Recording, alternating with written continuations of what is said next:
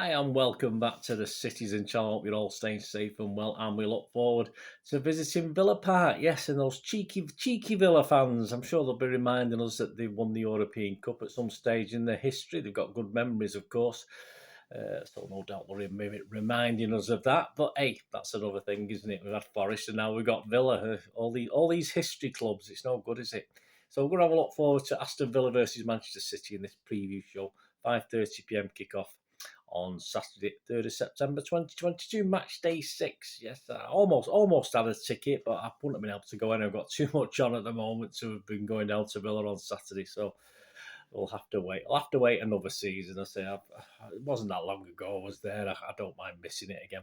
It's on Sky Sports, this game, and the match odds, please, for this one. Don't know when the fun stops, and always be gamble aware. Not too short on City, just 2-5 on, so that's quite... It's not too bad, actually. It's almost tempting. Villa are 13-2 and a draw is 9-2. Last time we went to Villa Park, please, before I tell you about the last time I went to Villa Park, please, if you're not subscribed, push that subscribe button. Press that notification button. You know, these vlogs are coming out. And please tell your friends, tell your mates about the channel. Do all things Manchester City, past, present, and forever. And to make an old City fan very, very happy, leave your comments. Or if you can't leave a comment, just give us a thumbs up. That'd be great. Isn't it great to know you're on there and you watched it and you enjoyed it. I try and inform and entertain, as you know. So, yes, last time at Villa Park, Villa 1, Manchester City 2. Wasn't quite as tight as it seemed on that scoreline, was it? The team that day: Ederson, Cancelo, Diaz, Aki, Zinchenko, Fernandinho, Rodrigo, Bernardo, Mahrez, Jesus, and Sterling. So a few guys have left us on that starting lineup. And this is just a couple of goal excerpts from my little match report I did for the vlog. 27 minutes, it was 1-0 to City. Some great work by Sterling, who got to the byline and powered it back diagonally to the edge of the box. And Diaz, slightly deflected shot, just beat Martinez inside the post. 43 minutes, some nice play at the back, and Jesus is released down the right. A wonder goal, this, wasn't it? By Fernandinho. Bernardo is released down right by Fernie. Yet Bernardo worked to keep himself onside, and a great cross from Jesus was side foot volleyed home by Bernardo from about 16 yards. I got my old tape measure out, so I measured that for a stunning goal, and it was a stunning. My goal of the season for City. Not a bad build-up either. On 47 minutes, only a couple of minutes into the second half. I think I commented at half time, we'll just keep it tight for 10 minutes, we'll be all right. 47 minutes, Villa were back in it, after a well-played corner as Watkins nipped it in. So, as I say, it was a bit nervy, but it wasn't as nervy as it sounded. Overall, at Villa Park in the league, we played them 80 times. That's not bad, is it? That's one of the biggest. 120, drawn 24, but we lost 36, so we'll have to keep catching that up. 96 goals scored, 134 against. So what about poor old Villa, eh? A lot of people don't have a lot of time for Villa, especially after that cup final the other year. I didn't see any problems personally. They're all just who they are. I mean, I've had... I've seen trouble against Brighton and Watford and teams like this, but not a lot of people have got a lot of liking for Villa at the moment. But what sort of transfer window did they have? Well, not overly exciting. Carlos, the centre-back, was brought in from Seville for 28 million, and of course Coutinho, they paid the old 18 million to Barca to get him on. But obviously they do lose players as well. Chuck Mwika went to Chelsea, who obviously bought everybody for 16 million. And Matt Target went to Newcastle again for 16 million. So ins and outs, there's a few smaller fees paid, a few loans, etc. But it's be hard to see that Villa could have progressed more than they did last season based on the summer dealings, and the window's shut now. And I've just checked this morning, I couldn't see anything else significant happening for Aston Villa. Perhaps they're keeping the war chest for the new manager. Who knows? But is it so far so good? Obviously not, based on that. Before 20th placed Leicester take on United. And a win against United, which is very feasible, although the way Leicester are playing, I think United might nick that one. That would leave Villa 20th, because at the moment they sit 19th, 2 points ahead of Leicester City. They've won one, drawn 0 and lost 4, and they've got a -5 goal difference. They're not shipping loads of goals, but they're not doing great. The games they've played so far were Bournemouth 2, Villa 0, Villa 2, Everton 1. That's the only game they've won. Palace 3, Villa 1, Villa 0, West Ham 1, and last night, yes, against Arsenal, a 2-1 defeat. And despite being under the cosh for most of that game, Villa did manage to equalise a first half Jesus goal. Who's he? Can we sign him in the 74th minute? But yeah, they couldn't hold on to that draw. Within 3 minutes, Martinelli took the goal and made it 2-1. And overall, on the balance of play, it was a fair result, and Arsenal fully deserved it, and Villa deserved sod all, which is what they got. They played actually at Bolton in the EFL in the Carabao and won there with a sort of fairly changed team. So they did all right, but Bolton are no shakes at the moment. So they beat Bolton 4-1, so that wasn't too bad. But obviously, after City, let's face it, excuse me, they'll do well to get anything out of City. But after City, look what they've got. They've got Southampton at home, who are playing very well. They've got Chelsea at home. All right. A bit inconsistent, but you think Chelsea might do the business. So if they manage to get 3 points out of them 2 games, it'll be a miracle. And then they're away at Leicester, Leeds and Forest. Say Leicester not playing great, should be good enough to beat Villa, though. Leeds the same, should be good enough to beat Villa.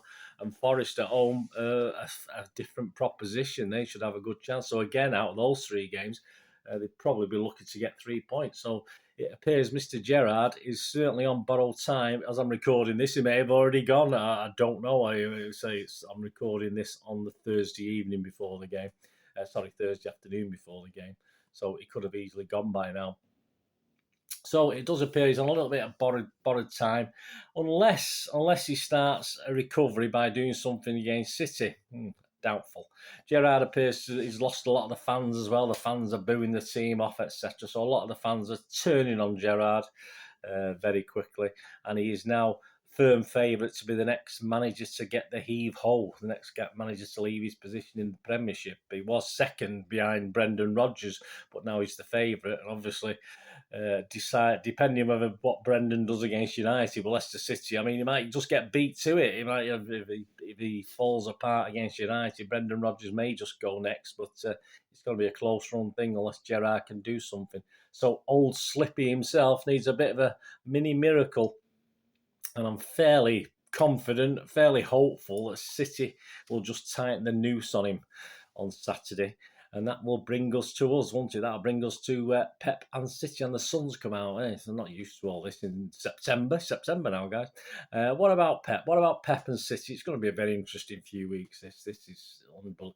I got 11 out of 11 against Palace predictions, my team, and I got 9 out of 11 against Forest. So if I get 7 or 8 of this ones, I'll be happy, because we've got the old elephant in the room now, haven't we? The old Champions League coming up, and these games are coming thick and fast, as they've been sort of compacted a little bit with the World Cup coming up. So this little show I'm doing now, it's done before this press conference. So injury-wise and fitness-wise, I'm thinking Aki, Grealish and Phillips are more or less okay. I think there was hinted at that they might be all right, but I don't think they will sort of endanger the current squad, if you like, that's sort of lined up against Forest. And certainly not for the starting 11. If 1 or 2 of those on the bench, no problem whatsoever, but certainly not. I think starting 11 will be out of those guys, basically, who stuffed Forest 6-0. So those decisions Pep's going to make. And to be honest with you, every single player on that against Forest, I thought, played very, very well. Almost all are shooing to play. There's none that you could say are going to be dropped. But this is now when we're going to see Pep in action, shuffling. Yeah, okay, we've got those 3 players back from injury. It's looking a slightly better squad again, but it is significantly quite a small squad. So with the Champions League stuff from next week, this is where he's going to earn his money. This is where he's going to earn his corn. And I'm hoping and thinking it's 2 different things. I think Pep will be slightly stronger for Villa and Spurs, just bear with me, and not for Seville, which is game 1 of 6. So this is our thinking. This is the fans' thinking. This is my thinking. It's game 1 of 6. And although a win is nice in Seville, there's 5 more games to achieve something. So for me, priority has to be Villa and Spurs, the 2 games either side. I'm not even looking forward to the week after and Dortmund, etc. That's not coming into it. I'm just thinking 3 games ahead. But, is Pep philosophical? Does he ever be philosophical? I'm not too sure. He just worries us and does his own thing, does he?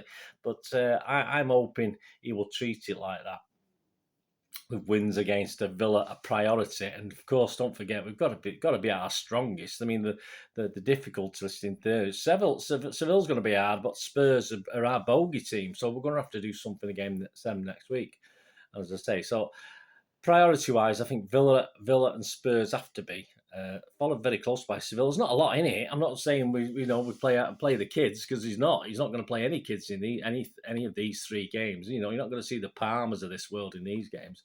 But as far as Pep's Pep, isn't he?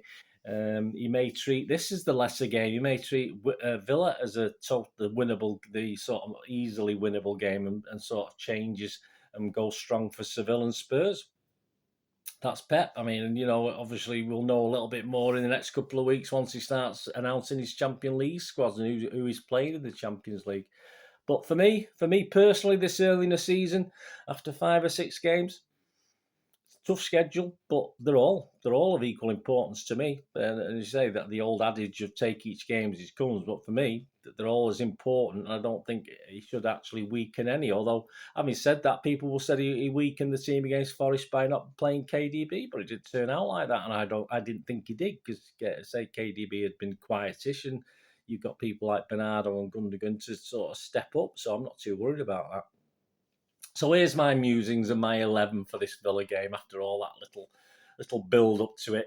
I mean, again, the back 5: Ederson, Walker, Stones, Diaz, Cancelo. Can you see anything to that? Gomez isn't. I was hoping Gomez would get a go against Forest. He did, but obviously I thought he might start, and there's no way Gomez is going to come into this. There's no way the new lad's going to come into it.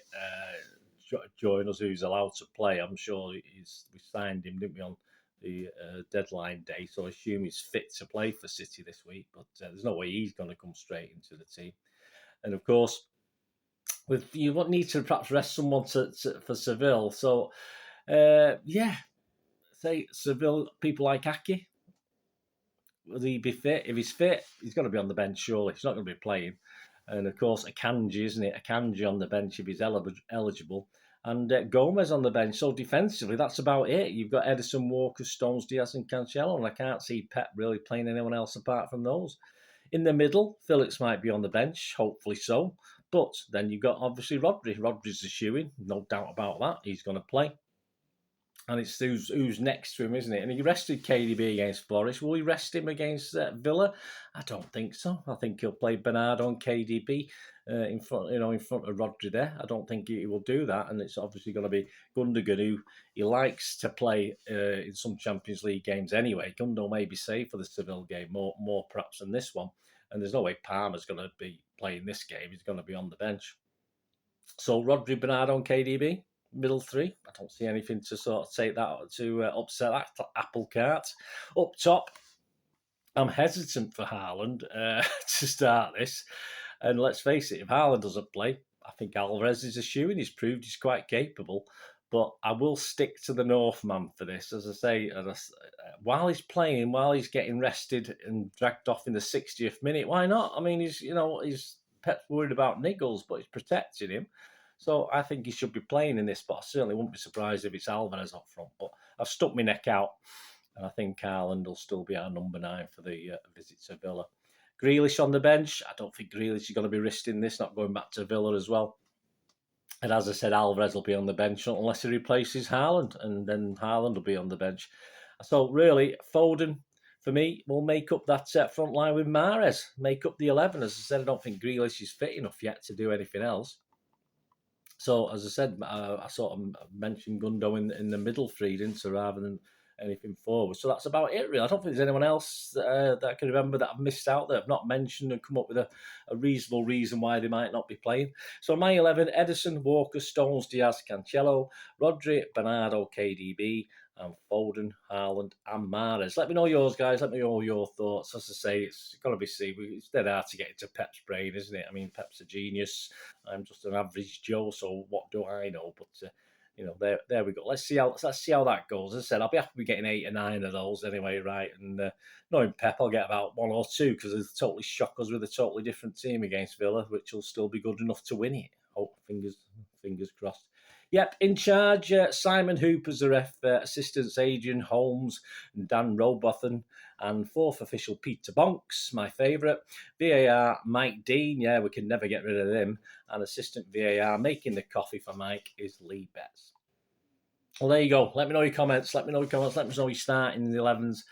As I say, there will be a player rating show, hopefully out Saturday night, because I'll be flying out on Sunday, so I want to try and get out Saturday night. If not, first thing Sunday, because I'm obviously flying out early afternoon, so I'll be able to spend a couple of hours on the computer before I go anyway. So join the player ratings stroke stats show as well. There won't be a talking points, but there'll be a player ratings and stats show.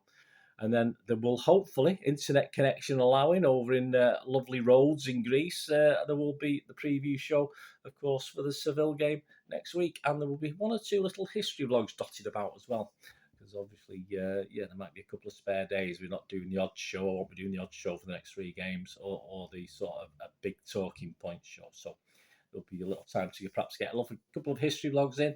And of course, as long as everything's working fine, I will be continuing with the Benjamin Mendy trial as well on a daily basis. And they'll be out either the evening or the following morning after the day of the trial. Right, thanks for watching, guys. Please leave us your comments. I only ask one thing, don't I, till we meet again. And I'll go and get a bit of a tan, shall I? I need a bit of a tan, don't I, on this? It's pretty pathetic, isn't it? So until we meet again, I only ask one thing, don't I? Please stay safe, Blues. Come on, City. Bye for now.